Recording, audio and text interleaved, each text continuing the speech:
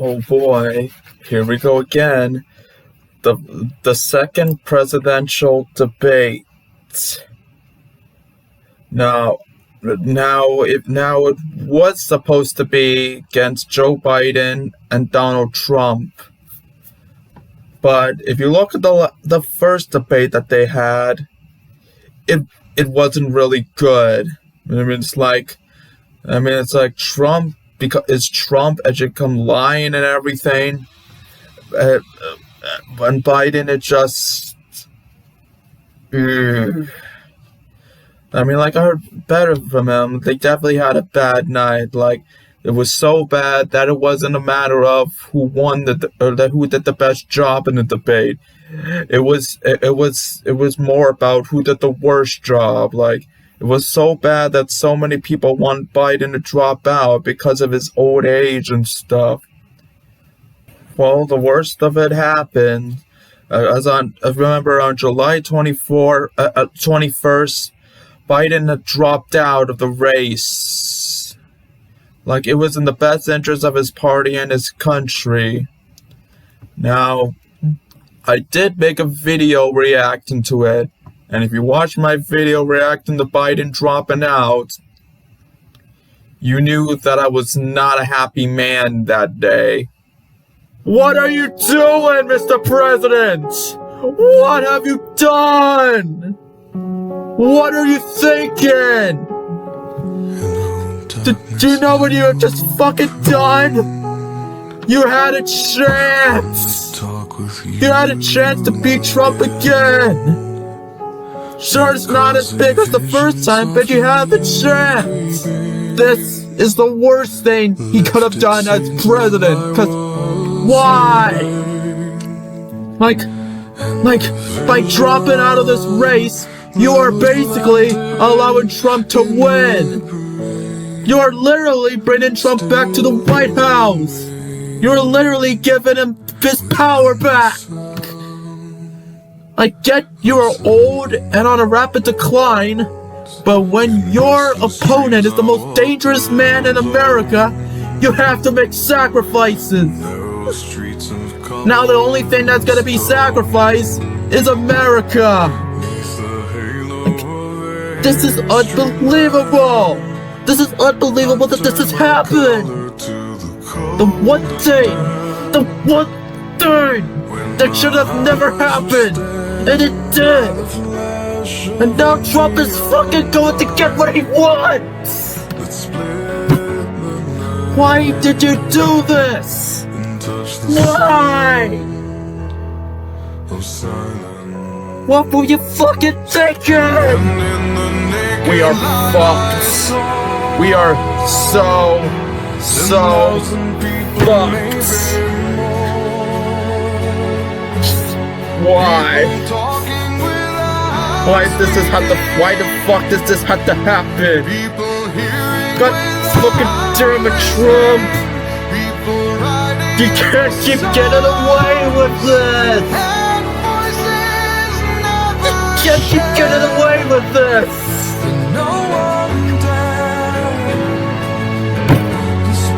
Fuck! Also in that video, I mentioned that I'm hoping that Kamala Harris would take his place there, and I also hope that we had a strong candidate, because if they don't get a strong candidate, America would be doomed. Well, we waited for days, and on August 6th, it happened. We found a replacement for Biden. His vice president, Kamala Harris. So Kamala Harris is now the new Democratic nominee for president.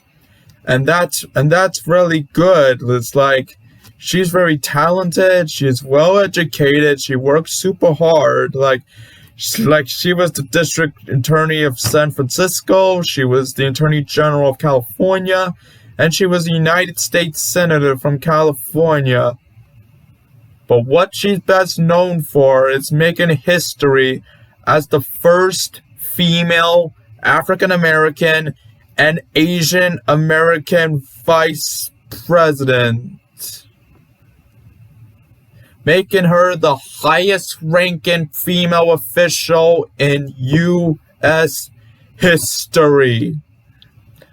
So this is big. This is really huge. And I'm really happy that she took over. And so many others did too. Of course, this is not her first time in the stage before, because she also ran for president in 2020 against Joe Biden. Sure, she lost, but she definitely made it pretty far. So she's familiar with this. And now she's in Pennsylvania.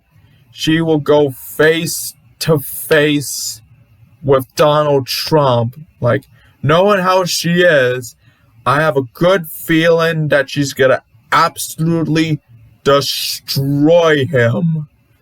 So, ladies and gentlemen, it's time to get your popcorn. Let's fucking go. And that brings us to the rules of tonight's debate. 90 minutes with 2 commercial breaks. No topics or questions have been shared with the campaigns. The candidates will have 2 minutes to answer questions, and this is the clock. That's what they'll be seeing. 2 minutes for rebuttals and 1 minute for follow-ups, clarifications, or responses. Their microphones will only be turned on when it's their turn to speak. No pre-written notes allowed. Oh yes, the microphone rule is back. We had that in the first debate, and now it is back. I said it before, and I will say it again. We need to have this at every single debate. There is no audience here tonight in this hall at the National Constitution Center. This is an intimate setting for 2 candidates who have never met. Intimate? What? This is a presidential debate, not a date. And Trump is not a loving man. He is like the worst person you can ever date. Just look at Melania. She is unhappy and is trapped in a loveless marriage. Vice President Harris, you and President Trump were elected 4 years ago. Wait a minute. Trump wasn't elected 4 years ago. He believes he was elected 4 years ago. But Biden was elected president 4 years ago, not Trump. And your opponent on the stage here tonight often asks his supporters, are you better off than you were 4 years ago? When it comes to the economy, do you believe Americans are better off than they were 4 years ago? So I was raised as a middle-class kid. And I am actually the only person on this stage who has a plan that is about lifting up the middle class and working people of America. I believe in the ambition, the aspirations, the dreams of the American people. And that is why I imagine and have actually a plan to build what I call an opportunity economy. Because here's the thing. We know that we have a shortage of homes and housing. And the cost of housing is too expensive for far too many people. We know that young families need support to raise their children, and I intend on extending a tax cut for those families of $6,000, which is the largest child tax credit that we have given in a long time, so that those young families can afford to buy a crib, buy a car seat, buy clothes for their children. My passion, one of them, is small businesses. My mother raised my sister and me, but there was a woman who helped raise us. We call her our second mother. She was a small business owner. I love our small businesses. My plan is to give a $50,000 tax deduction to startup small businesses, knowing they are part of the backbone of America's economy. I mean, she didn't answer about whether or not we are better off, but she definitely does have a good vision and a good idea what to do. I mean, many of us have witnessed things being better when Biden became president. Sure, some of the things got worse, but others got better. We have millions of people pouring into our country from prisons and jails, from mental institutions and insane asylums, and they're coming in and they're taking jobs that are occupied right now by African Americans and Hispanics, and also unions. Unions are going to be affected very soon. And you see what's happening. You see what's happening with towns throughout the United States. You look at Springfield, Ohio. You look at Aurora in Colorado. They are taking over the towns. They're taking over buildings. They're going in violently. These are the people that Xi and Biden led into our country, and they're destroying our country. They're dangerous. They're at the highest level of criminality, and we have to get them out. We have to get them out fast. What's wrong with black people and Hispanics having jobs? Why are they not allowed to work? You are definitely racist, especially towards immigrants. Not all immigrants are evil, and not all of them entered our country illegally. Like, it's only a matter of time before Trump talks shit about Jackson Heights, my hometown. None of the immigrants are taking over Jackson Heights. We welcome different cultures all over the world, and we give them a home to live in. Some areas are Hispanic, other areas are Bangladesh, other areas are Asian, and so much more. And because of that, we've learned about so many cultures and what it is like outside of America. And I'm happy to be in Jackson Heights. Like, Jackson Heights is the best place to be in New York City. And even if it isn't, it is definitely in the list of the top 10 best places to be in New York City. Like, if you ask people if they were to go to anywhere in New York City, whether it is to live or to visit, where would they go? I guarantee you will find so many of them, if not half, say Jackson Heights, and with good reason. Donald Trump left us the worst unemployment since the Great Depression. I don't know about that, but it was definitely bad. Probably as bad, if not worse, than the 2008 economic crash. Donald Trump left us the worst public health epidemic in a century. I mean, it came from China, but Trump did make it worse. Luckily, things got better when Biden came in. In 2020, we couldn't leave our house. Now, we are basically living life as if nothing happened. Donald Trump left us the worst attack on our democracy since the Civil War. Definitely. And all because he lost the election. And what we have done is clean up Donald Trump's mess. What we have done and what I intend to do is build on what we know are the aspirations and the hopes of the American people. But I'm going to tell you all in this debate tonight, you're going to hear from the same old tired playbook, a bunch of lies, grievances, and name-calling.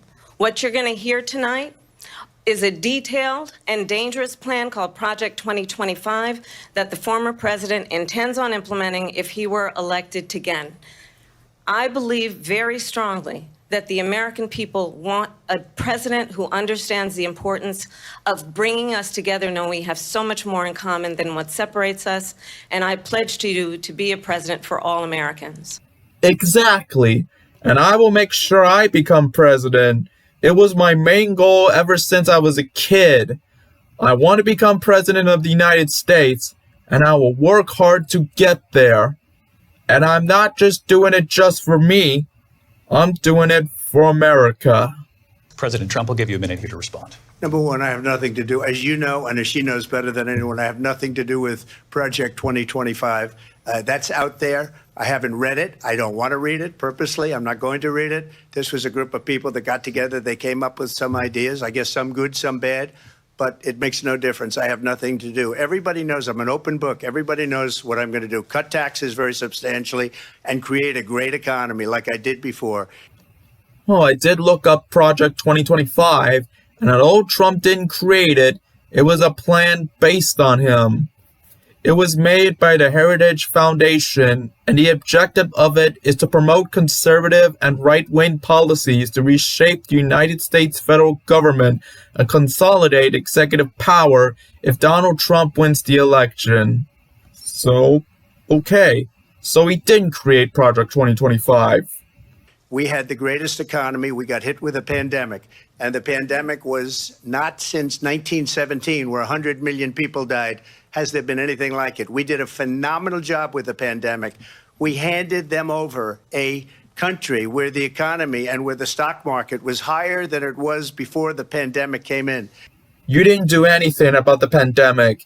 You made jokes about it. You didn't take it seriously. You said it was a hoax that the Democrats were politicizing. You called it the Chinese virus and Kung flu, and said it was a great idea to drink bleach in order to stop the virus.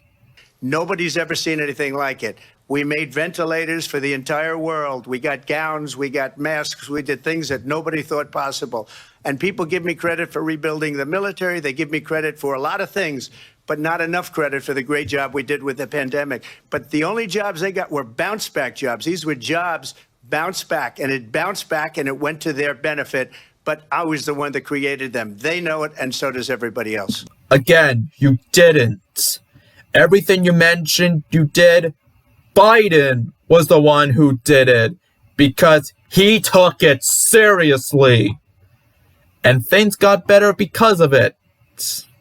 You just have to look at where we are and where we stand on the issues. And I'd invite you to know that Donald Trump actually has no plan for you because he is more interested in defending himself than he is in looking out for you.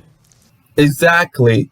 It is Donald Trump before everyone else.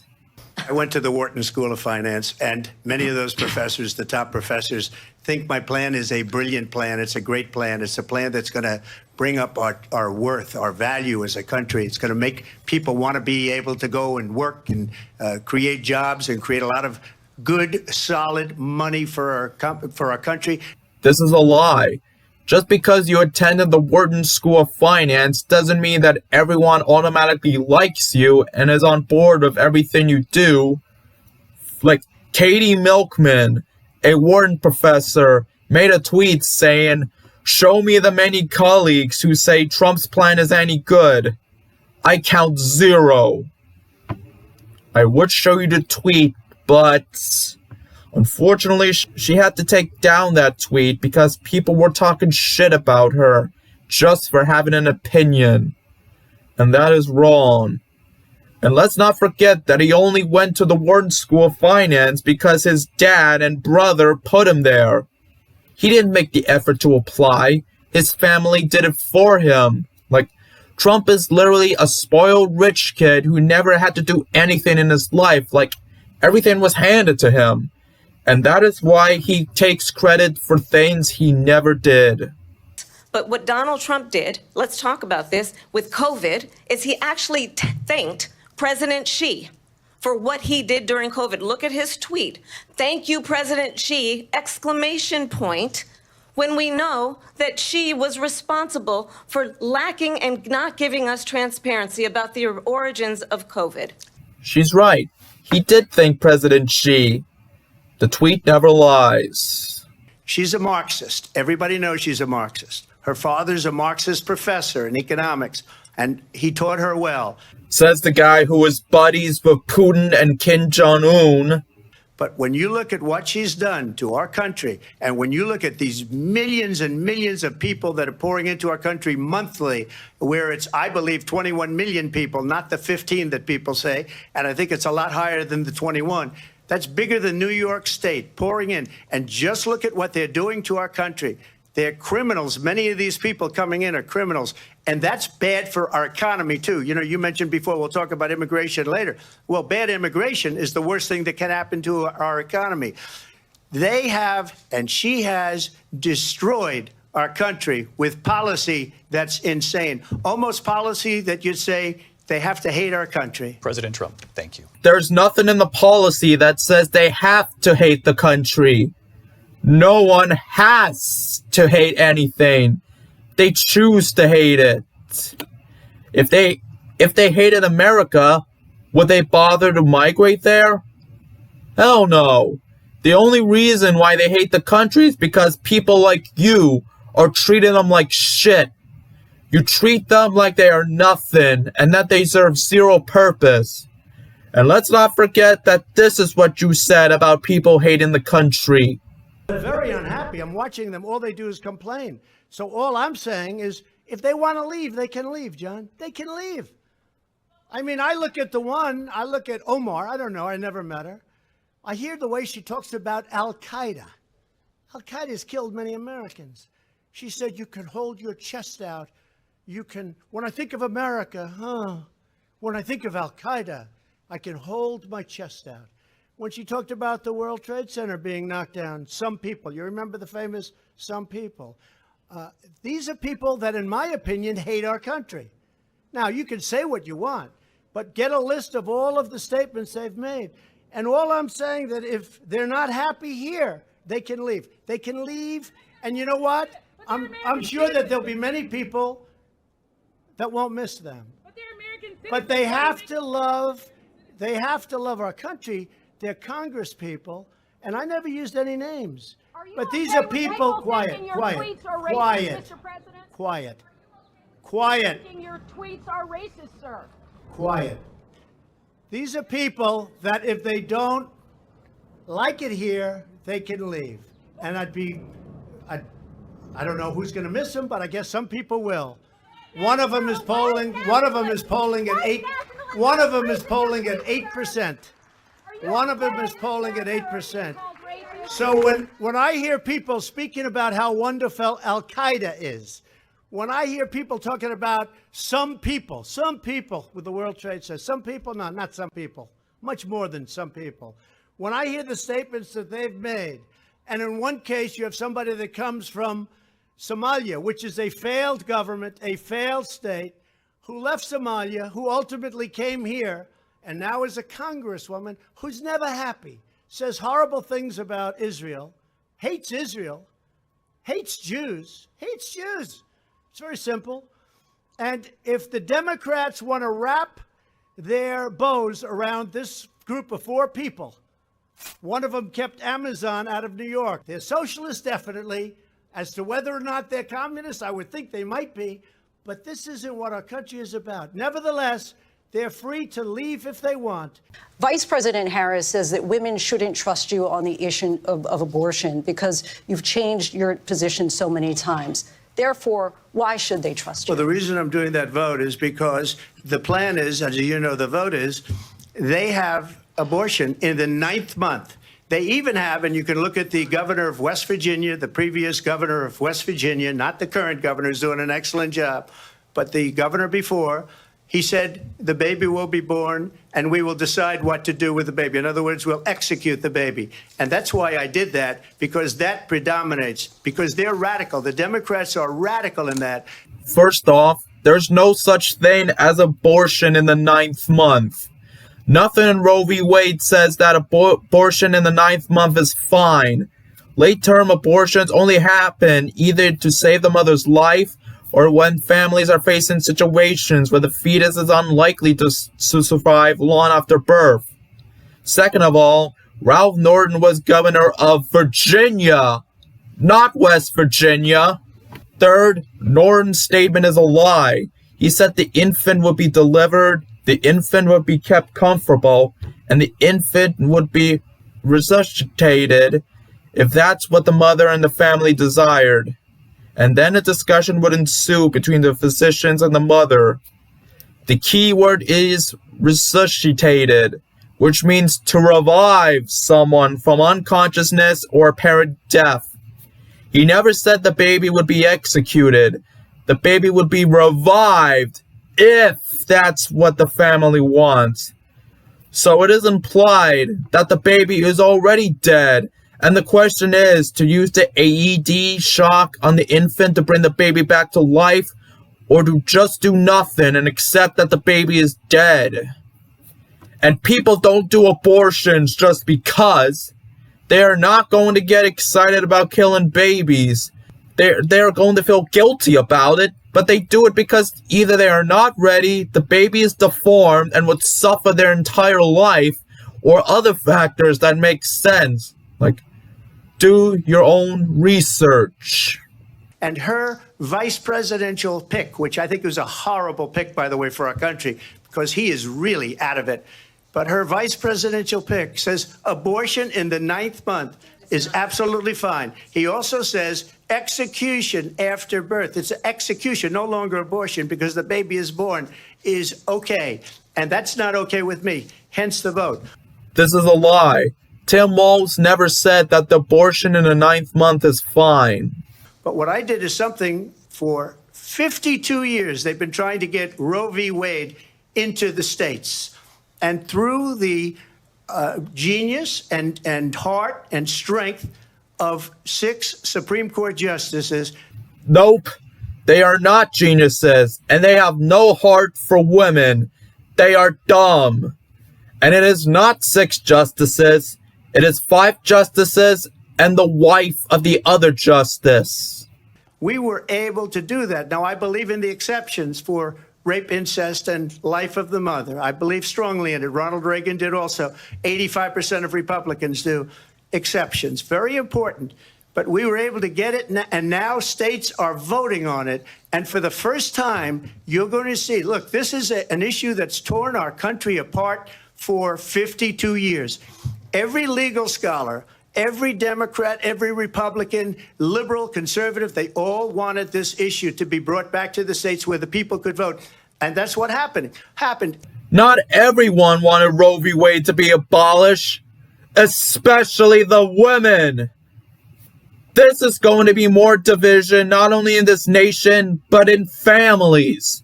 If everyone wanted it gone, the decision would be unanimous, not a 6-3 vote. There is no state in this country where it is legal to kill a baby after it's born. Exactly. That is murder. That is a crime. Well, as I said, you're going to hear a bunch of lies, and that's not actually a surprising fact. Let's understand how we got here. Donald Trump hand-selected 3 members of the United States Supreme Court with the intention that they would undo the protections of Roe v. Wade. And they did exactly as he intended. And now in over 20 states, there are Trump abortion bans, which make it criminal for a doctor or nurse to provide health care. In one state, it provides prison for life. Trump abortion bans that make no exception even for rape and incest, which understand what that means. A survivor of a crime of violation to their body does not have the right to make a decision about what happens to their body next. That is immoral. And one does not have to abandon their faith or deeply held beliefs to agree. The government, and Donald Trump certainly, should not be telling a woman what to do with her body. I have talked with women around our country. You want to talk about this is what people wanted? Pregnant women who want to carry a pregnancy to term, suffering from a miscarriage, being denied care in an emergency room because the healthcare providers are afraid they might go to jail, and she's bleeding out in a car in the parking lot. She didn't want that. Her husband didn't want that. A 12 or 13-year-old survivor of incest being forced to carry a pregnancy to term. They don't want that. Exactly. And I pledge to you, when Congress passes a bill to put back in place the protections of Roe v. Wade, as President of the United States, I will proudly sign it into law. But understand, if Donald Trump were to be reelected, he will sign a national abortion ban. Understand, in his Project 2025, there would be a national abortion, a monitor that would be monitoring your pregnancies, your miscarriages. I think the American people believe that certain freedoms, in particular the freedom to make decisions about one's own body, should not be made by the government.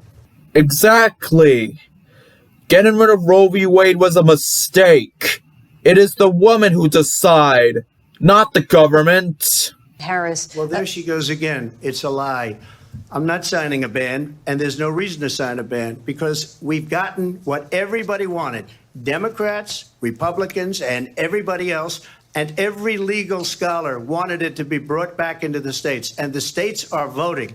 And it may take a little time, but for 52 years, this issue has torn our country apart. And they've wanted it back in the states. And I did something that nobody thought was possible. The states are now voting. What she says is an absolute lie. And as far as the abortion ban, no, I'm not in favor of abortion ban, but it doesn't matter, because this issue has now been taken over by the states. No one wanted back to the state. This is not a state issue. This is not a government issue. This is a human issue. And some of the rights of women have been taken away because of it. By getting rid of Roe v. Wade, you are telling the world that it is okay to rape women. It is okay to ruin a woman's life. It is okay to ruin their marriage and relationship. It is not the women who decide her body and children. It's everyone else's decision, which is absolutely wrong. Vice President Harris, want to give you your time to respond, but I do want to ask, would you support any restrictions on a woman's right to an abortion? I absolutely support reinstating the protections of Roe v. Wade. And as you rightly mentioned, nowhere in America is a woman carrying a pregnancy to term and asking for an abortion. That is not happening. It's insulting to the women of America. And understand what has been happening under Donald Trump's abortion bans. Couples who pray and dream of having a family are being denied IVF treatments. What is happening in our country? Working people, working women who are working 1 or 2 jobs, who can barely afford childcare as it is, have to travel to another state to get on a plane sitting next to strangers to go and get the health care she needs. Barely can afford to do it, and what you are putting her through is unconscionable. And the people of America have not, the majority of Americans believe in a woman's right to make decisions about her own body, and that is why in every state where this issue has been on the ballot, in red and blue states both, the people of America have voted for freedom. Exactly. It was wrong to remove Roe v. Wade. It needs to be put back. You should ask, will she allow abortion in the 8th month, 9th month, 7th month? Come on. Okay, would you do that? Why don't you ask her that question? Why don't you answer the question? Would you because veto? Under Roe v. Wade, answer the question, would you veto? You could do abortions in the 7th month, the 8th month, the 9th That's month, not true. and probably after birth. Roe v. Wade doesn't allow abortions in the 9th month. The women only are allowed to have abortions in the pre-viability stage. But after that, she can't have an abortion there. Just look at the former governor of Virginia. The governor of Virginia said, we put the baby aside and then we determine what we want to do with the baby. President Trump. Now you say it is the government of Virginia. That part is right, but he never said it is okay to get the kid killed. And I'm going to actually do something really unusual, and I'm going to invite you to attend one of Donald Trump's rallies, because it's a really interesting thing to watch. You will see during the course of his rallies, he talks about fictional characters like Hannibal Lecter. Silence of the Lambs. Has anyone ever seen the Silence of the Lambs? The late, great Hannibal Lecter. He's a wonderful man. He oftentimes would have a friend for dinner. Remember the last scene? Excuse me, I'm about to have a friend for dinner. This poor doctor. I'm about to have a friend for dinner, but Hannibal Lecter. Congratulations, the late, great Hannibal Lecter. He will talk about windmills cause cancer. Hillary wanted to put up wind. If you have a windmill anywhere near your house, congratulations. Your house just went down 75% in value. And they say the noise causes cancer. You told me that one, okay? You know, the thing makes it so... And of course, it's like a graveyard for birds. If you love birds, you'd never want to walk under a windmill. And what you will also notice is that people start leaving his rallies early out of exhaustion and boredom. As is typical with his rallies, every seat was packed with people holding signs and wearing Trump gear. But Trump didn't retain the crowd he started with. By the end of his 1 hour, 45-minute speech, many had already left. Photos appeared to show entire sections of the 8,000-seat arena nearly empty, something unheard of for a MAGA event in 2020 and 2016.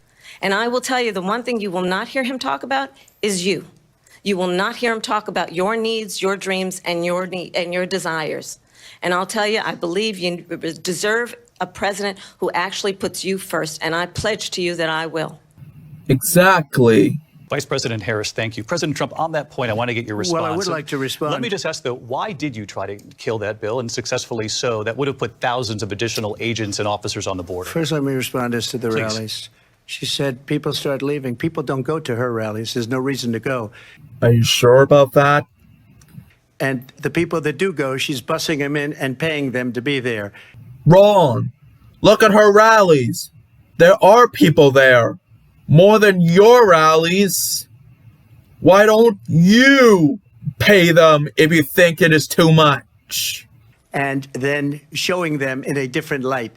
So she can't talk about that. People don't leave my rallies. Reporting from The Guardian reveals why attendees move for the exits. Jenny, a local business owner, told the outlet, "He reminded me why I'm not going to vote for him this time. I voted for him in 2016 and had a Trump flag in the front yard. I voted for him again in 2020 but didn't put the flag out that time. But after listening to that, I'm actually afraid of Trump being president again.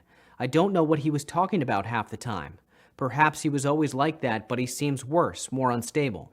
What they have done to our country by allowing these millions and millions of people to come into our country, and look at what's happening to the towns all over the United States. And a lot of towns don't want to talk. It's not going to be Aurora or Springfield. A lot of towns don't want to talk about it because they're so embarrassed by it.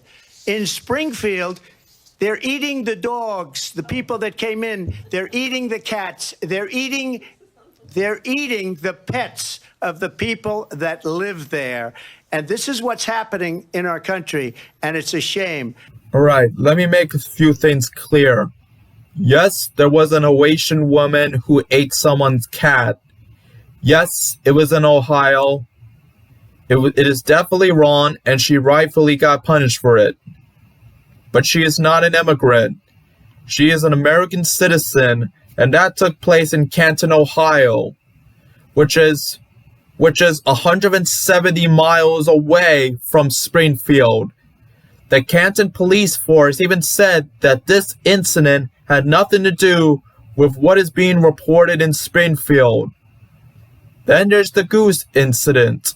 It happened on July in Columbus, not in Springfield. And the guy who made the goose claim had no proof. This is just a media situation with fake lies that people decide to make, either to get attention or give us a racist narrative that all immigrants, especially Haitians, are evil and they should be eliminated. I just want to clarify here. You bring up Springfield, Ohio, and ABC News did reach out to the city manager there. He told us there have been no credible reports of specific claims of pets being harmed, injured, or abused by individuals within the immigrant community. Well, I've seen people on television. Let me just say here, this is the people on television say my dog was taken and used for food. So maybe he said that, and maybe that's a good thing to say for a city manager. I'm not taking this from but television. The people I'm on taking it from television the city saying manager. their dog was eaten by the people that went there. Again, the Springfield city manager says there's no evidence of that. Vice President Harris, I'll let you respond to the rest of what you've heard. Just say you hate Ohio. Just say you hate Springfield, Ohio, and Aurora, Colorado. Just say you hate immigrants. You talk about extreme. Exactly. I don't know what is more weird. The fact that Trump said this, or two men talking about golf in the presidential debate. This is, I think, one of the reasons why in this election, I actually have the endorsement of 200 Republicans who have formerly worked with President Bush, Mitt Romney, and John McCain, including the endorsement of former Vice President Dick Cheney and Congress member Liz Cheney. And if you want to really know the inside track on who the former president is, if he didn't make it clear already, just ask people who have worked with him. His former chief of staff, a four-star general, has said he has contempt for the Constitution of the United States. His former national security advisor has said he is dangerous and unfit. His former Secretary of Defense has said the nation, the Republic, would never survive another Trump term.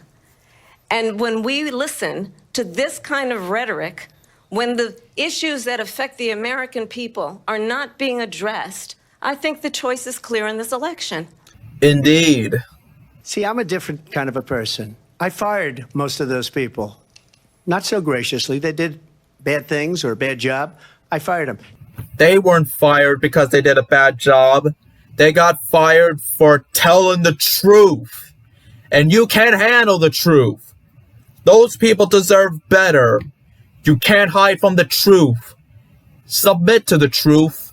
Own up to your mistakes. And apologize. They allowed criminals, many, many millions of criminals. They allowed terrorists. They allowed common street criminals. They allowed people to come in, drug dealers, to come into our country. And they're now in the United States and told by their countries like Venezuela, don't ever come back or we're going to kill you. Do you know that crime in Venezuela and crime in countries all over the world is way down? You know why? Because they've taken their criminals off the street and they've given them to her to put into our country.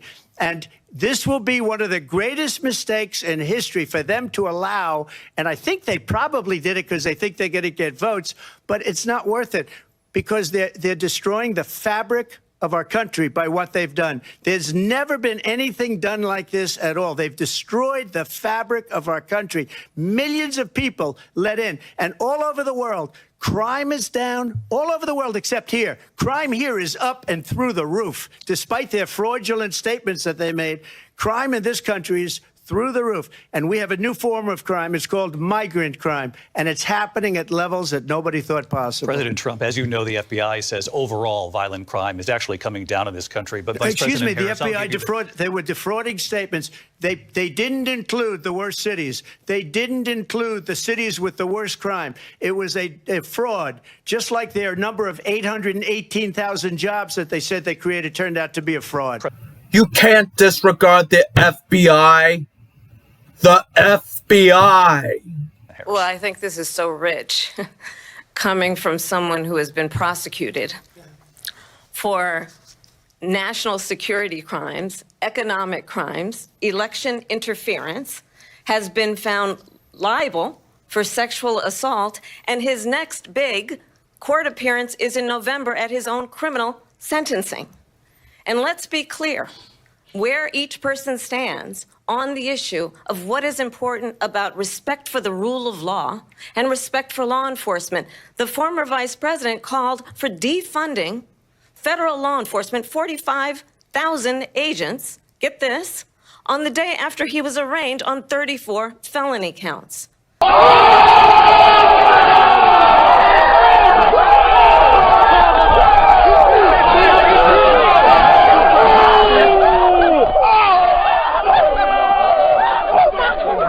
Oh, shots fired. So let's talk about what is important in this race. It is important that we move forward, that we turn the page on this same old tired rhetoric and address the needs of the American people, address what we need to do about the housing shortage, which I have a plan for, address what we must do to support our small businesses, address bringing down the price of groceries. But frankly, the American people are exhausted with this same old tired playbook. Exactly. I'm so sick of his shit. Just pack your bags and just go to your retirement home, Trump. You are done. You are finished. And by continuing to lie and disrespect others, you are making it easy for you to lose. There are a million things that all of us would rather do than to deal with your shit. Every one of those cases was started by them against their political opponent. And I'm winning most of them, and I will win the rest on appeal. And you saw that with the decision that came down just recently from the Supreme Court. I'm winning most of them. But those are cases, it's called weaponization. Never happened in this country. They weaponized the Justice Department. Every one of those cases was involved with the DOJ, from Atlanta and Fani Willis to the Attorney General of New York and the DA in New York. Every one of those cases. And then they say, oh, he's a criminal. They're the ones that made them go after me. By the way, Joe Biden was found essentially guilty on the documents case. And what happened in my documents case? They said, oh, that's the toughest of them all. a complete and total victory. 2 months ago, it was thrown out. It's weaponization, and they used it, and it's never happened in this country. They used it to try and win an election. They're fake cases. They did not put you in court for political gain for the election or because they hate you. They put you in court because you broke the law. You committed crimes.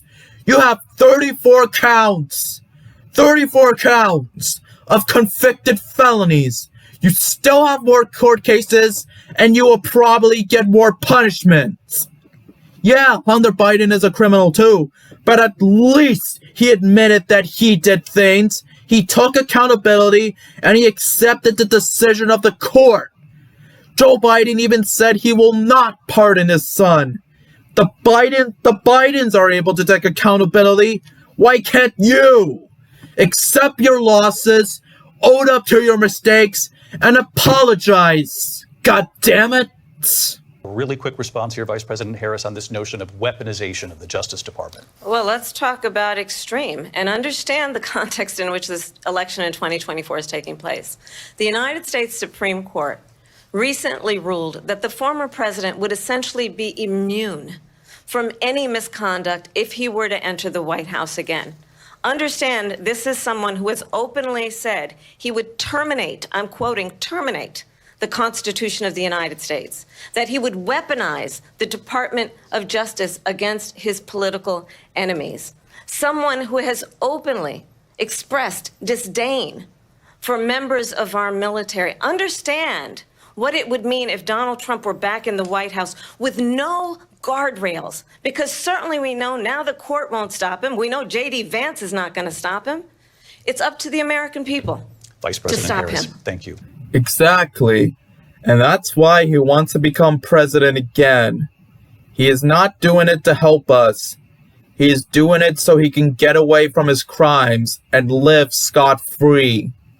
That court decision is stupid, and it shouldn't have been made into law. Another stupid decision in Trump's Supreme Court. He knows that if he loses, he will go to prison. I will make sure that he loses. I will make sure he gets punished. And I will make sure he gets locked up like the criminal he is. My values have not changed.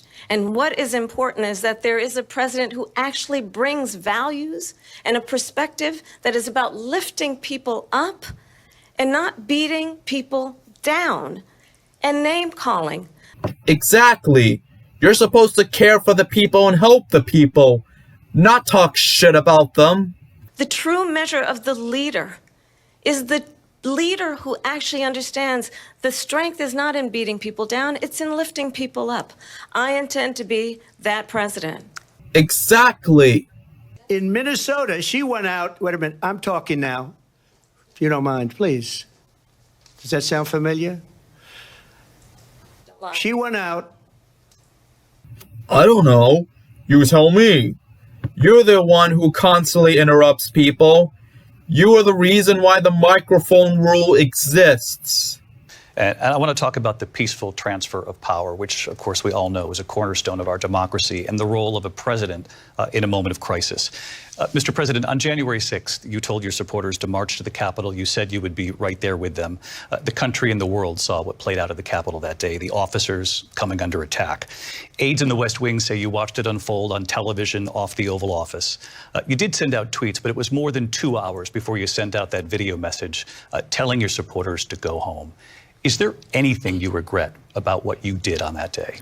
You just said a thing that isn't covered. Peacefully and patriotically, I said during my speech, not later on. Peacefully and patriotically. And nobody on the other side was killed. Ashley Babbitt was shot by an out-of-control police officer that should have never, ever shot her. It's a disgrace. They shot her because she was violent. She was part of the group of Trump supporters who would kill anyone who gets in their way from changing the election. She was the one out of control, not the police. What was the officer supposed to do? Just allow himself to die? Hell no. If you are violent and cause chaos at the Capitol or anywhere, of course the officers are going to do everything to stop it, even if it means killing somebody. Of course, they won't be proud of it, but they will do it if they have to. Nothing about that day was peaceful nor patriotic. That day involves the death of 6 people, assaults on 174 police officers, extensive physical damage, offices and chambers vandalized and ransacked, property stolen, and more than $30 billion for repairs and security measures. That was an attack, and all because Trump lost. But we didn't do this group of people that have been treated so badly. I ask, what about all the people that are pouring into our country and killing people that she allowed to pour in? She was the border czar, remember that. She was the border czar. She doesn't want to be called the border czar because she's embarrassed by the border. In fact, she said at the beginning, well, I'm surprised you're not talking about the border yet. That's because she knows what a bad job they've done. What about those people? When are they going to be prosecuted? When are these people from countries all over the world, not just South America? They're coming in from all over the world, David, all over the world.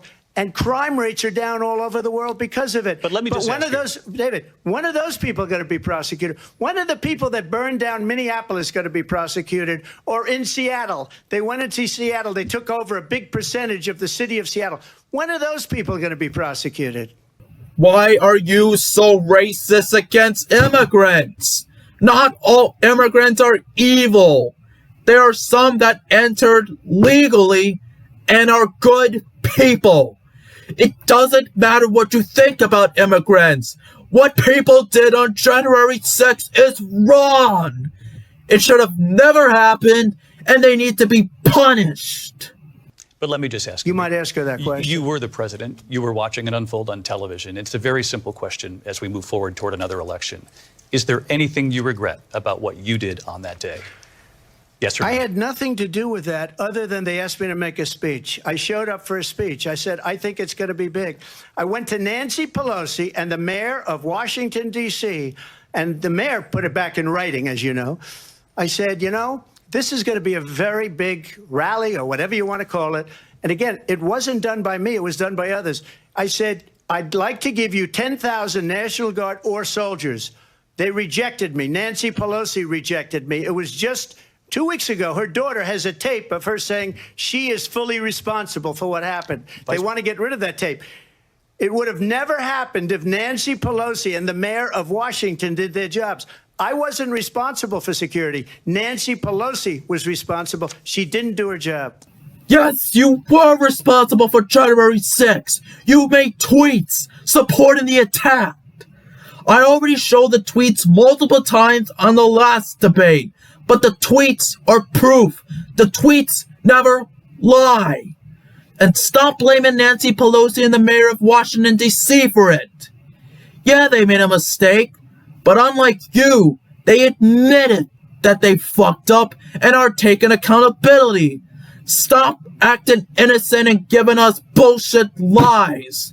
You had a temper tantrum when you lost, said it was rigged, even though there was no proof of that. You weaponized your people to storm the U.S. Capitol. You supported the violence. That's the truth and nothing but the truth. You are responsible. Take accountability. I was at the Capitol on January 6th. I was the vice president-elect. I was also an acting senator. I was there. And on that day, the President of the United States incited a violent mob to attack our nation's capital, to desecrate our nation's capital. On that day, 140 law enforcement officers were injured, and some died.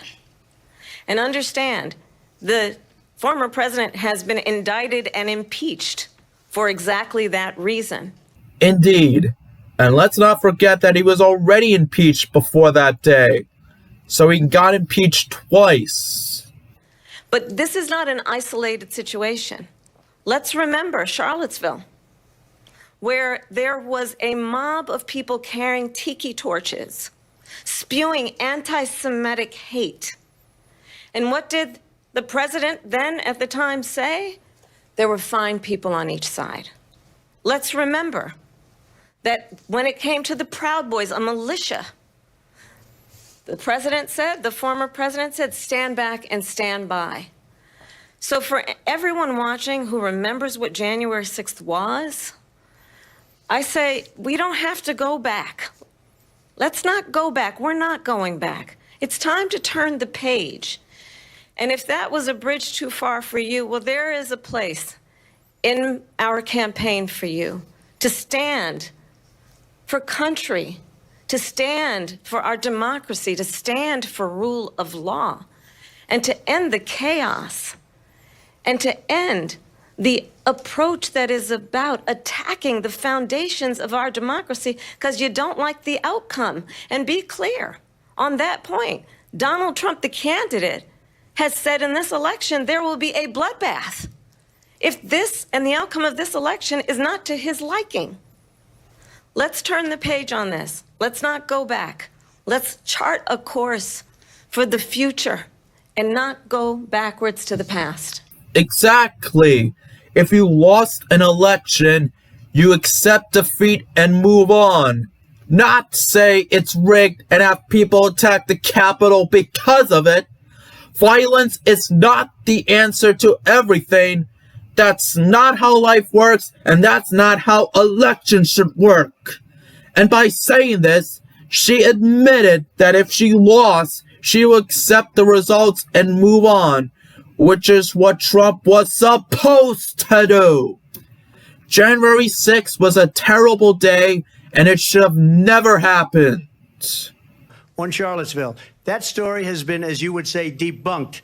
Laura Ingraham, Sean Hannity, Jesse, all of these people, they covered it. If they go an extra sentence, they will see it was perfect. It was debunked in almost every newspaper, but they still bring it up, just like they bring 2025 up. They bring all of this stuff up. Charlottesville is not debunked. It actually happened. And of course Fox News will say it. They are biased. They have fake news full of opinions and lies. You can't lie about something that actually happened. Like, what's next? Will Trump say that the Holocaust isn't real? Is he going to say that the Confederacy won the Civil War and that black people are forever slaves? Is he going to call the Jews who were in concentration camps evil and that the Nazis who put them there, torture them, and kill them were all justified? All of these things I've mentioned are wrong. Charlottesville happened. January 6th happened. The Holocaust was real and shouldn't have happened. The Union won the Civil War, and black people are people who are free. The Nazis are evil, and they shouldn't have tortured and killed Jewish people. Stop fucking lying and fabricating events that actually happened. I ask you this. You talk about the Capitol. Why are we allowing these millions of people to come through on the southern border? How come she's not doing anything? And I'll tell you what I would do, and I would be very proud to do it. I would say we would both leave this debate right now. I'd like to see her go down to Washington, D.C. during this debate, because we're wasting a lot of time. Go down to, because she's been so bad, it's so ridiculous. Go down to Washington, D.C. and let her sign a bill to close up the border, because they have the right to do it. They don't need bills. They have the right to do it. The President of the United States, you'll get him out of bed, you'll wake him up at 4 o'clock in the afternoon, you'll say, come on down to the office, let's sign a bill. If he signs a bill that the border is closed, all he has to do is say it to the Border Patrol, who are phenomenal. If they do that, the border is closed. Mr. Those President, people are killing many people, unlike J6. Unlike January 6th? Unlike January 6th! People fucking died on January 6th! 6 people died! And many were injured! And the people who made these riots and kills are not just immigrants, but also the American people. Stop using immigrants to deflect criticisms on violence that you cause. American or not, killing is wrong. Our elections are bad. And a lot of these illegal immigrants coming in, they're trying to get them to vote. They can't even speak English. They don't even know what country they're in practically. And these people are trying to get them to vote. And that's why they're allowing them to come into our country. Immigrants are not allowed to vote. The 14th Amendment says that people born or naturalized in the United States can vote. Nothing says that immigrants can vote. And the elections are only a joke because you and your friends lost. The only election that's a joke is 2016. Stop treating immigrants like they are the stupidest people in the world. And we should just point out here as clarification, and you know this, you and your allies, 60 cases in front of many judges, many of them Republican. No judge looked at it. And said they there was said no we didn't have widespread standing. fraud. That's the other thing. They said we didn't have standing, a technicality. Can you imagine a system where a person in an election doesn't have standing? The president of the United States doesn't have standing. That's how we lost. If you look at the facts, and I'd love to have you'll do a special on it. I'll show you Georgia, and I'll show you Wisconsin, and I'll show you Pennsylvania, and I'll show you. We have so many facts and statistics, but you know what? That doesn't matter. Are you sure about that? Because based on you talking about it, it matters a lot to you. And it still does, even to this day. Donald Trump was fired by 81 million people. So let's be clear about that. And clearly he is having a very difficult time processing that. Indeed. He is having a difficult time processing everything. Toddlers have much better processing than Trump. People with disabilities have much better processing than Trump. Even people with Alzheimer's have much better processing than Trump. He didn't even ace his cognitive test. And you know why? Because he said on the last debate that even if he didn't do well, he aced them. And that is a big oxymoron. But we cannot afford to have a president of the United States who attempts, as he did in the past, to upend the will of the voters in a free and fair election. And I'm going to tell you that I have traveled the world as Vice President of the United States, and world leaders are laughing at Donald Trump. I have talked with military leaders, some of whom worked with you, and they say you're a disgrace. And when you then talk in this way in a presidential debate and deny what over and over again are court cases you have lost because you did in fact lose that election, it leads one to believe that perhaps we do not have in the candidate to my right the temperament or the ability to not be confused about fact. That's deeply troubling, and the American people deserve better. Exactly. I'll give you 1 minute to respond, Mr. President. Let me just say about world leaders. Viktor Orban, one of the most respected men, they call him a strong man. He's a tough person, smart.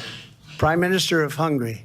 They said, why is the whole world blowing up? 3 years ago, it wasn't. Why is it blowing up? He said, because you need Trump back as president. He is not smart. He's an idiot. He is another guy who hates immigrants and the LGBTQ plus community.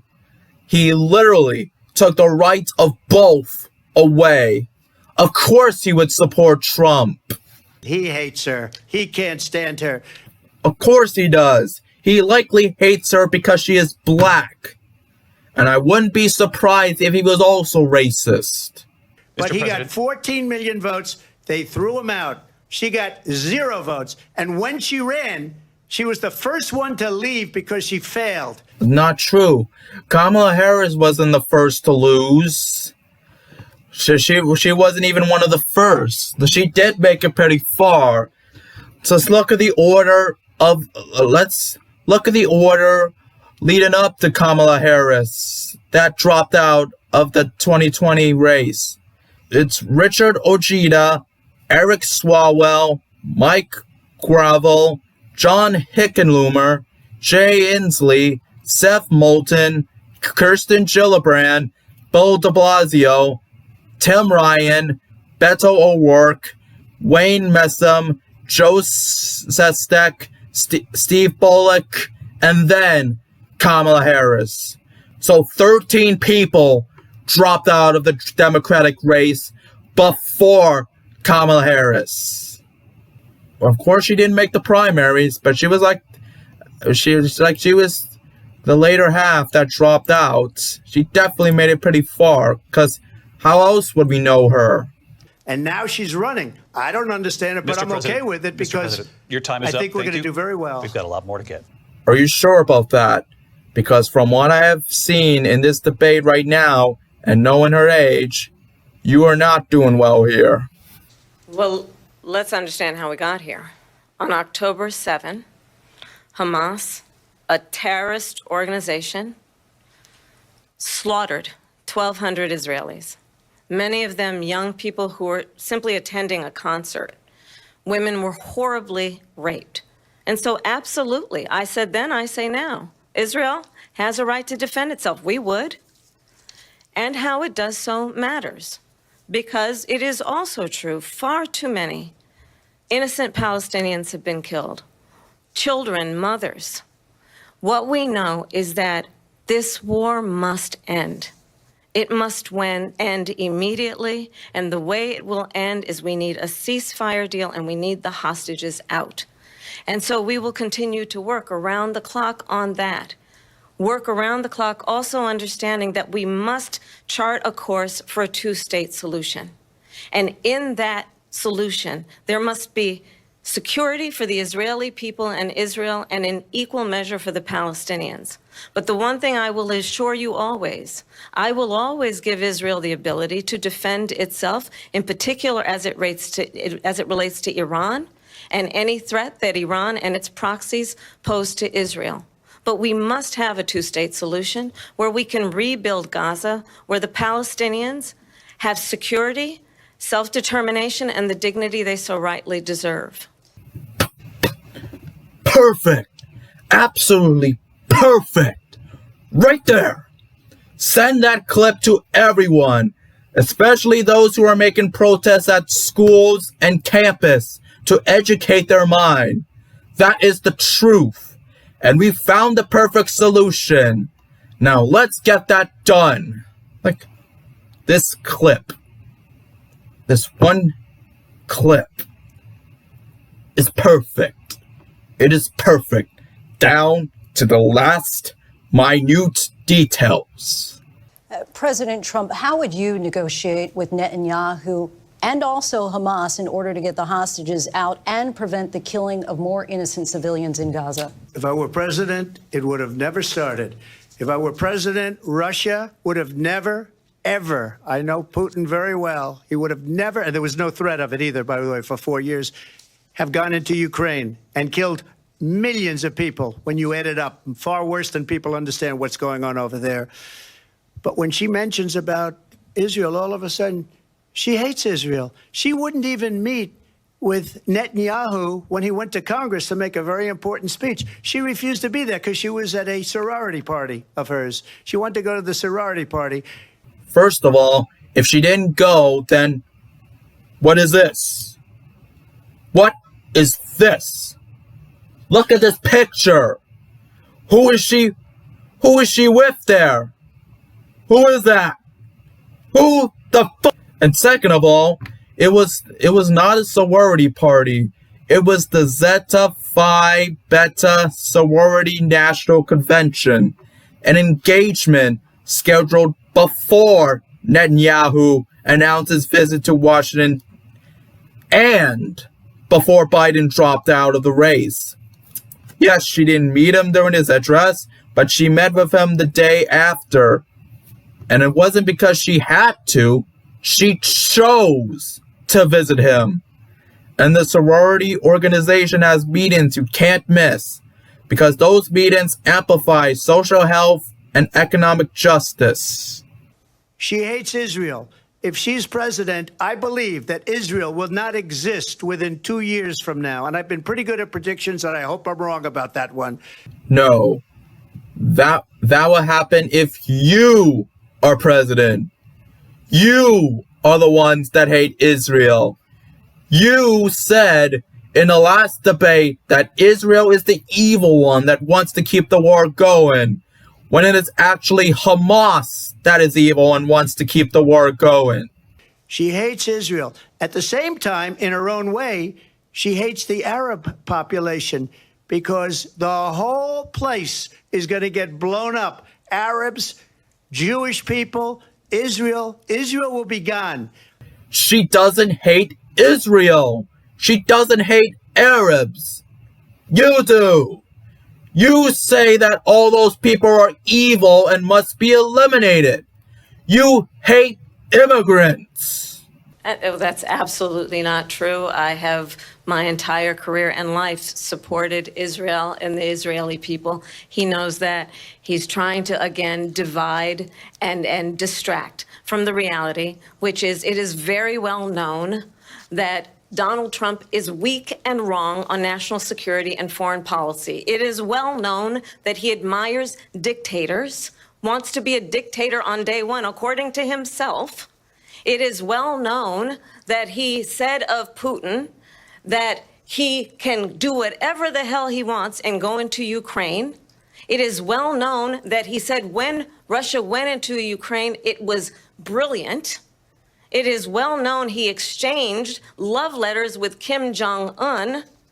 And it is absolutely well known that these dictators and autocrats are rooting for you to be president again because they're so clear. They can manipulate you with flattery and favors.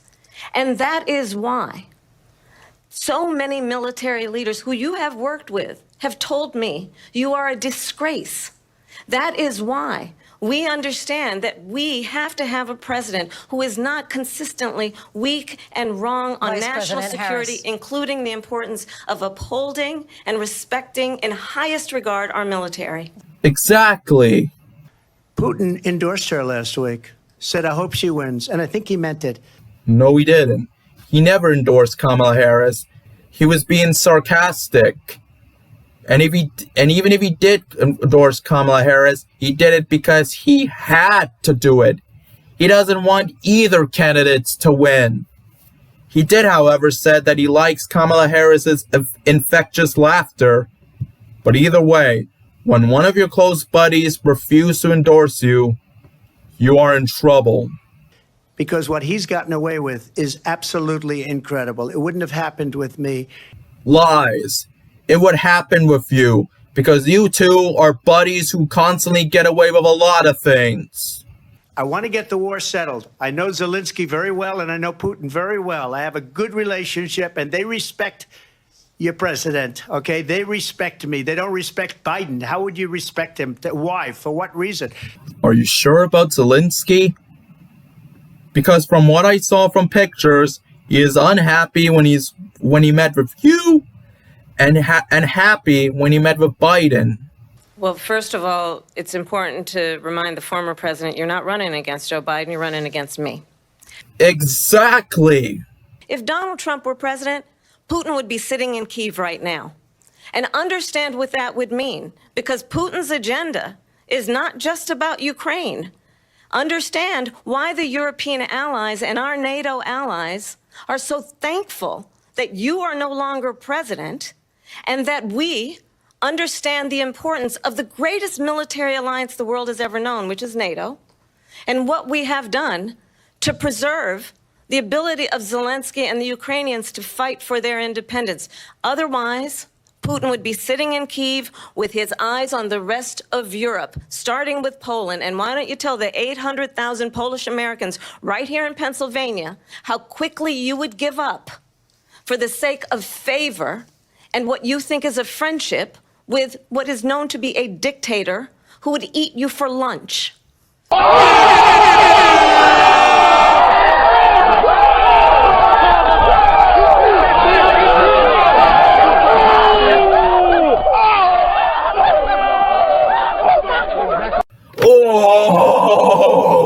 Shots fired! But it is true, though. He would eat him for lunch. He also eats his people for dinner. In fact, just thinking about it is making me hungry. Hold on, I'll be right back. Okay, as you can see, we have a Shake Shack that opened in Jackson Heights. Like, literally, as I'm recording this, it opened yesterday on September 12th. We've been waiting a long time for this, so I can't wait. As you can see the balloons of the grand opening, so let's go inside and get Shake Shack. Beautiful. Looks nice. Okay, got my food ready. Let's go. Okay, so I'm back from Shake Shack, and what I got is really good. Got myself the bacon avocado cheeseburger with the side of fries, and I also got myself the cookies and cream shake. I would have eaten at Shake Shack, but it was too crowded, so I have to eat at home, but this is gonna be good. It's awesome that we have a Shake Shack in Jackson Heights now. A few minutes later. Okay, I'm back. I'm back from the new Shake Shack. It's really good. I'm so glad we have a Shake Shack close by. Now let's continue with this debate. The reality is, it has been about standing as America always should, as a leader upholding international rules and norms, as a leader who shows strength, understanding that the alliances we have around the world are dependent on our ability to look out for our friends and not favor our enemies because you adore strongmen instead of caring about democracy. And that is very much what is at stake here. The President of the United States is commander-in-chief, and the American people have a right to rely on a president who understands the significance of America's role and responsibility in terms of ensuring that there is stability and ensuring we stand up for our principles and not sell them for the benefit of personal flattery. Exactly. We've talked about Ukraine and Vladimir Putin. I do want to talk about Afghanistan. It came up in the first hour of this debate. I want to move on to Afghanistan. Stoltenberg said Trump did the most amazing thing I've ever seen. He got these countries, the 28 countries at the time, to pay up. He said, I've never seen, he's the head of NATO. He said, I've never seen. For years, we were paying almost all of NATO. We were being ripped off by European nations, both on trade and on NATO. I got them to pay up by saying one of the statements you made before, if you don't pay, we're not going to protect you. President Otherwise, Trump. we would have never gotten it. He said it was one of the most incredible jobs that he's ever seen done. This is a lie. He never said that. He said the complete opposite. I think the core of the critique of President Trump was that nations did not invest enough in their own armed forces, and therefore in their ability to defend themselves, which is in line with Article 3 of the treaty. Article 3 says every nation has to be able to defend itself. And we have, a lot of nations in the alliance have neglected that for many, many decades. So I think that critique was right. It is correct that we had to repair that nations had to do more to invest in their armed forces and being able to defend themselves. And I think that is happening now. So at the moment, we see that more and more nations are doing that. We see that more and more nations are going to live up to the new agreement. The agreement in Vilnius is now that at least 2% of the GDP is going to be spent on defense.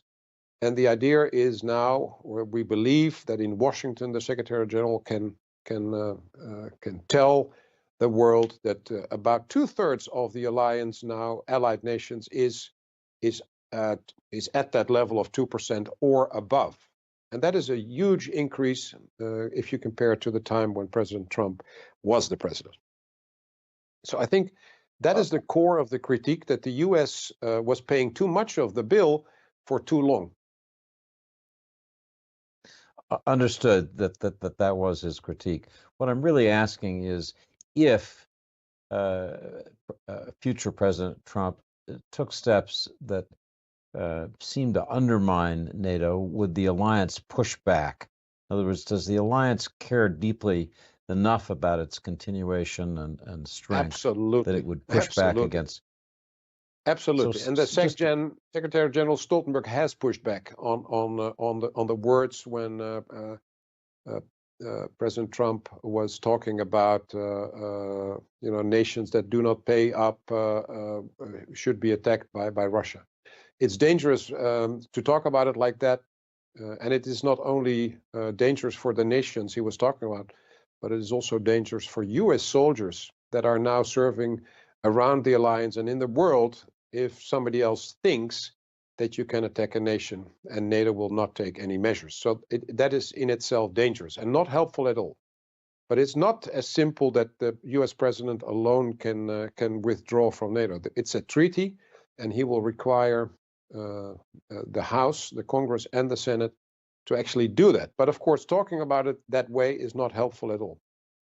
Donald Trump, when he was president, negotiated one of the weakest deals you can imagine. He calls himself a deal maker. Even his national security advisor said it was a weak, terrible deal. And here's how it went down. He bypassed the Afghan government. He negotiated directly with a terrorist organization called the Taliban. The negotiation involved the Taliban getting 5,000 Taliban terrorists released. And get this, and the president at the time invited the Taliban to Camp David, a place of storied significance for us as Americans, a place where we honor the importance of American diplomacy, where we invite and receive respected world leaders. And this former president, she came close. She came close to calling him a fucking asshole. Though I would not blame her if she did say that, because she is right. as president, invited them to Camp David because he does not again appreciate the role and responsibility of the President of the United States to be commander-in-chief with a level of respect. And this gets back to the point of how he has consistently disparaged and demeaned members of our military, fallen soldiers, and the work that we must do to uphold the strength and the respect of the United States of America around the world. Exactly. Like, why invite terrorists to Camp David? It's like you plan a birthday party for your Jewish friend and thought it would be a great idea to celebrate it at Disney World? Disneyland? No. Alcatraz. Like, no. President Harris, thank you. President Trump, your response to her saying that you began the negotiations with the Taliban. So, if you take a look at that period of time, the Taliban was killing our soldiers, a lot of them, with snipers. And I got involved with the Taliban because the Taliban was doing the killing. That's the fighting force within Afghanistan. They don't bother doing that because, you know, they deal with the wrong people all the time. But I got involved. And Abdul is the head of the Taliban. He is still the head of the Taliban. And I told Abdul, don't do it anymore. You do it anymore, you're going to have problems. And he said, why do you send me a picture of my house? I said, you're going to have to figure that out, Abdul.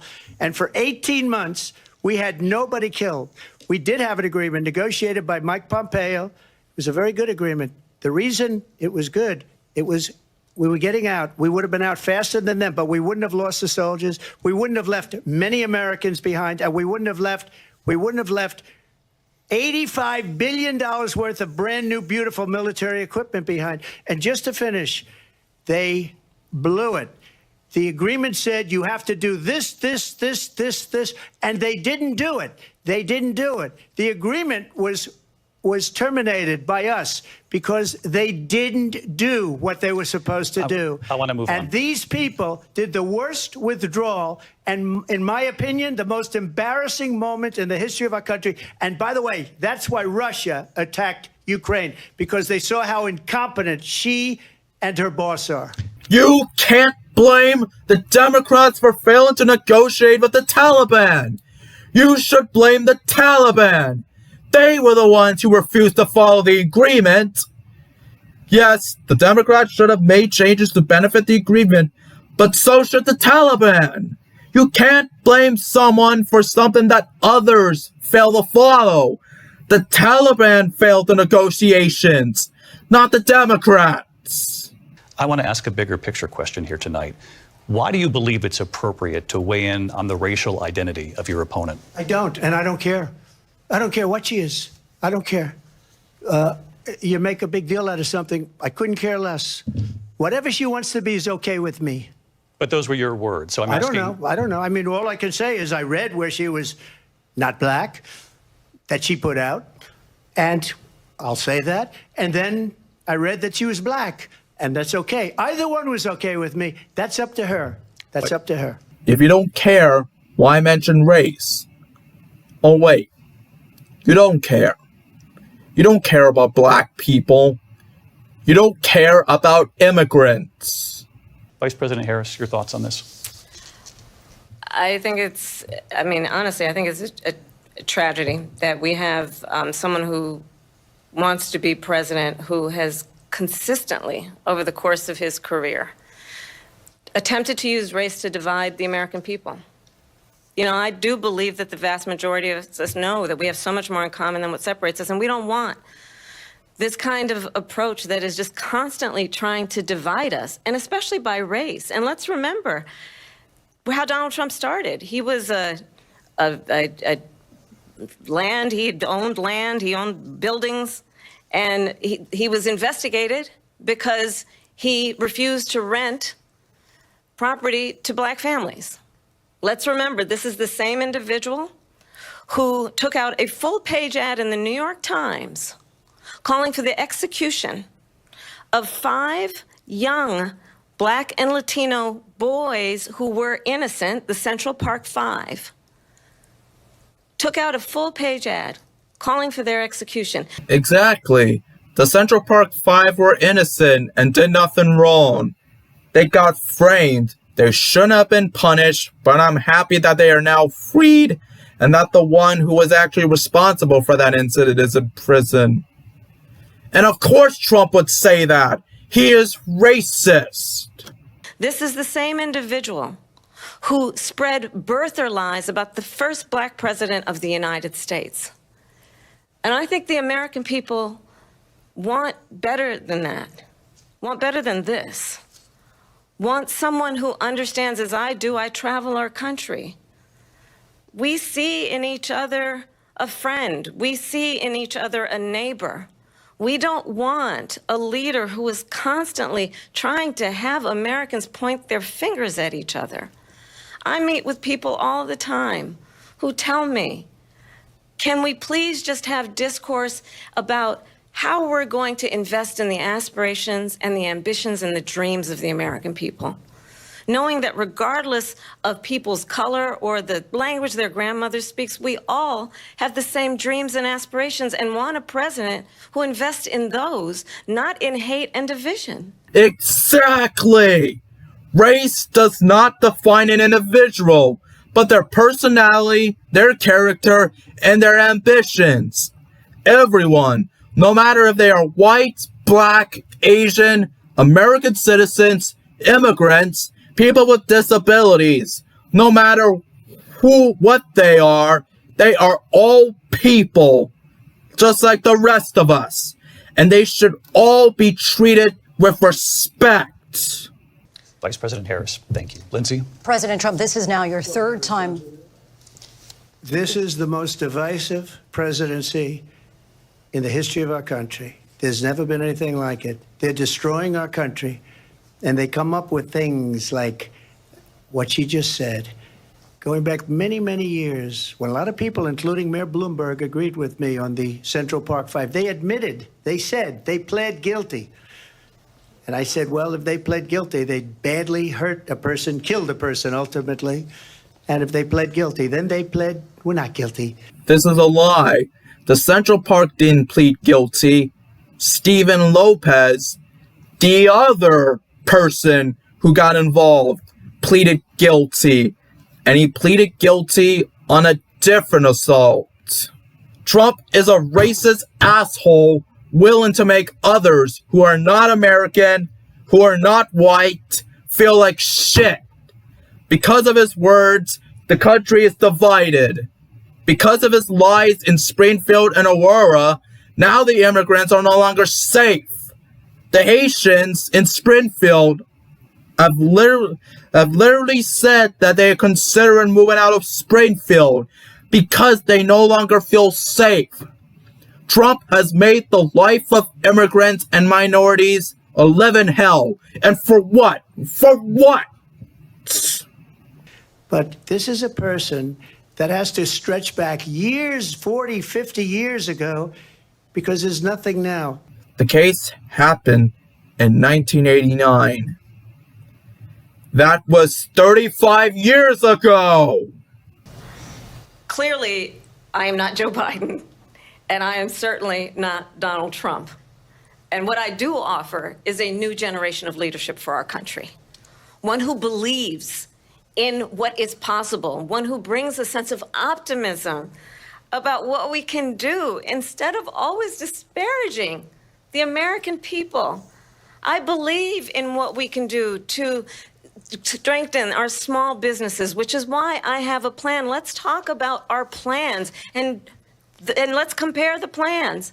I have a plan to give startup businesses $50,000 tax deduction, to pursue their ambitions, their innovation, their ideas, their hard work. I have a plan, $6,000 for young families for the first year of your child's life, to help you in that most critical stage of your child's development. I have a plan that is about allowing people to be able to pursue what has been fleeting in terms of the American dream by offering a help with down payment of $25,000 down payment assistance for first-time home buyers.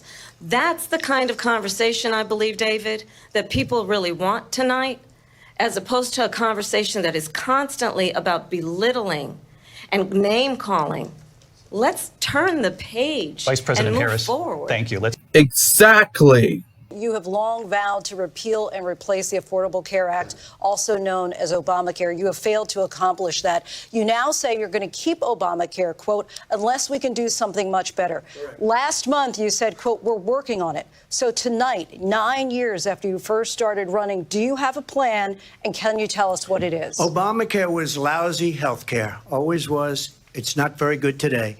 And what I said, that if we come up with something, and we are working on things, we're going to do it, and we're going to replace it. But remember this. I inherited Obamacare because Democrats wouldn't change it. They wouldn't vote for it. They were unanimous. They wouldn't vote to change it. If they would have done that, we would have had a much better plan than Obamacare. But the Democrats came up. They wouldn't vote for it. I had a choice to make when I was president. Do I save it and make it as good as it can be, never going to be great, or do I let it rot? And I felt I had an obligation, even though politically it would have been good to just let it rot and let it go away. I decided, and I told my people, the top people, and they're very good people. I have a lot of good people in that administration. We read about the bad ones. We had some real bad ones, too, and so do they. They have really bad ones. The difference is they don't get rid of them. But let me just explain. I had a choice to make.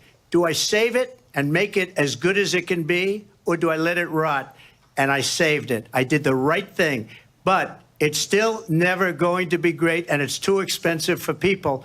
And what we will do is we're looking at different plans. If we can come up with a plan that's going to cost our people, our population, less money and be better health care than Obamacare, then I would absolutely do it. But until then, I'd run it as good as it can be run. That is definitely a lot to say, but I do have one problem with it. You didn't answer the question. Do you have a plan? Yes or no? Plain English. So just a yes or no, you still do not have a plan? I have concepts of a plan. I'm not president right now.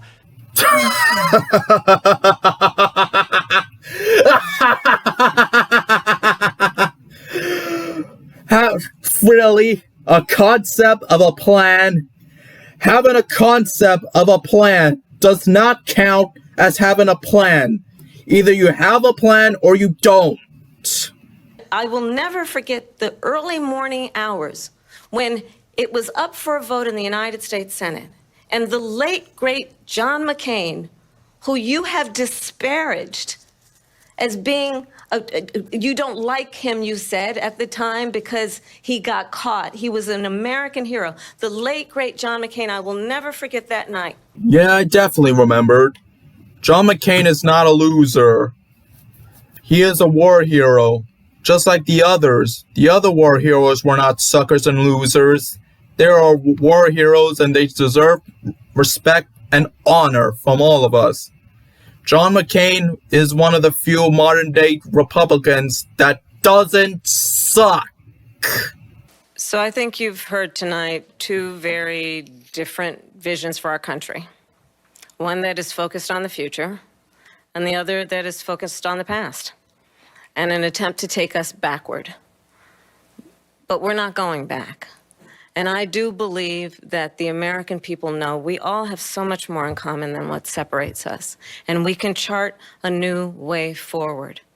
And a vision of that includes having a plan, understanding the aspirations, the dreams, the hopes, the ambition of the American people, which is why I intend to create an opportunity economy, investing in small businesses, in new families, in what we can do around protecting seniors, what we can do that is about giving hardworking folks a break and bringing down the cost of living.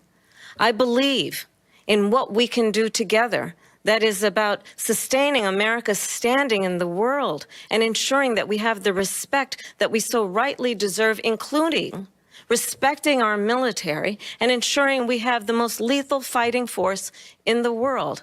I will be a president that will protect our fundamental rights and freedoms, including the right of a woman to make decisions about her own body and not have her government tell her what to do.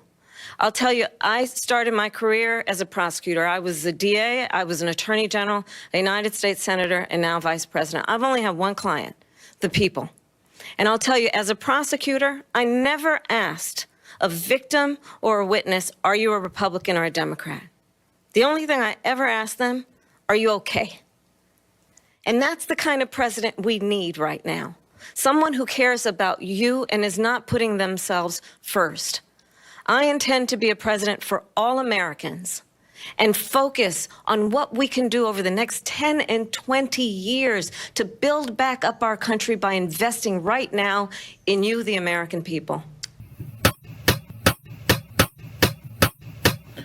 Perfect. Absolutely perfect. So she just started by saying she's going to do this, she's going to do that, she's going to do all these wonderful things. Why hasn't she done it? She's been there for 3.5 years. They've had 3.5 years to fix the border. They've had 3.5 years to create jobs and all the things we talked about. Why hasn't she done it? She should leave right now, go down to that beautiful White House, go to the Capitol, get everyone together and do the things you want to do, but you haven't done it and you won't do it because you believe in things that the American people don't believe in. You believe in things like we're not going to frack. We're not going to take fossil fuel. We're not going to do things that are going to make this country strong, whether you like it or not. Germany tried that, and within 1 year, they were back to building normal energy plants. We're not ready for it. We can't sacrifice our country for the sake of bad vision. That is a lie. Germany even admitted that it is a lie. But I just ask one simple question. Why didn't she do it? Because she is vice president, not president. The president has more power than the vice president. If she was president, she would be getting it done. And let's not forget, Congress has more power than the president. The president can have a bill destined to be the greatest state in the world. The majority of the people will love it, and it can still be rejected. The things they didn't do wasn't because they didn't want to do it. It didn't happen because Congress vetoed it. And when Congress vetoes the bill, it's dead. What an interesting debate. It's definitely better than the last one. Kamala Harris absolutely nailed it. She absolutely destroyed him.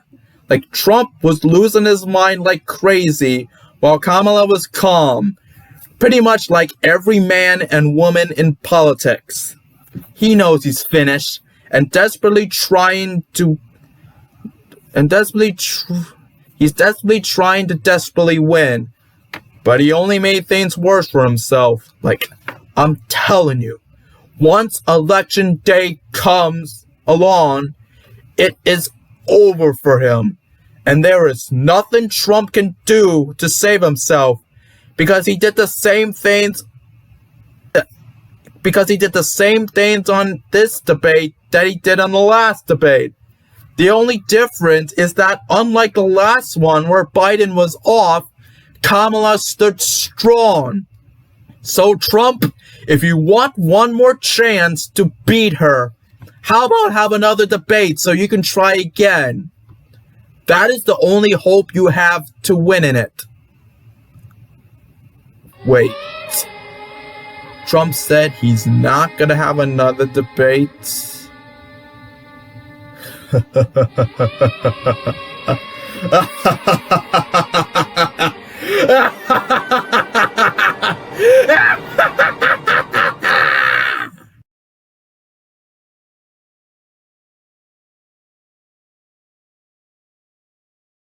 I have a plan. You have a plan? Absolutely, I have a plan. First of all, you're copying Kamala Harris when she said that she has a plan. Second, I don't even believe that you have a plan. I have concepts of a plan. Really? You have a concept of a plan? How much? What percentage? 25. 25?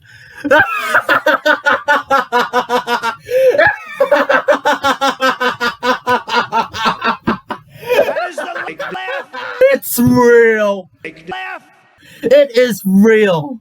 That is the most real, authentic, hysterical, unhinged, comedic, biblical, iconic, phenomenal, legendary, dynamic, divine, badass, exposed, epic, diabolical, infectious laugh of my entire fucking life, because you don't have a plan. You weren't supposed to do that. Who cares if it's better than 20? What the fuck does that have to do with anything? Thank you very much.